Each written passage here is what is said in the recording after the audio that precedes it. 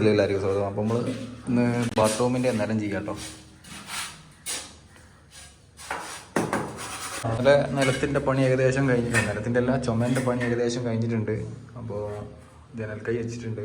ഇനി ഇതാ നമ്മളെ സൈഡും കൂടി വെക്കാണ്ട് കേട്ടോ. അവിടെ ഡോറിൻ്റെ സൈഡ്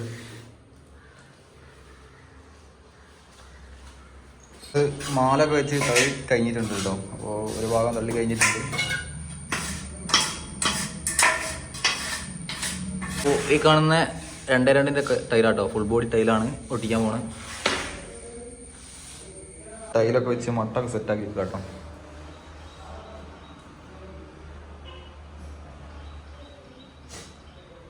ഇന്നത്തെ വർക്ക് ഏകദേശം കഴിയാനായിട്ടുണ്ട് കേട്ടോ.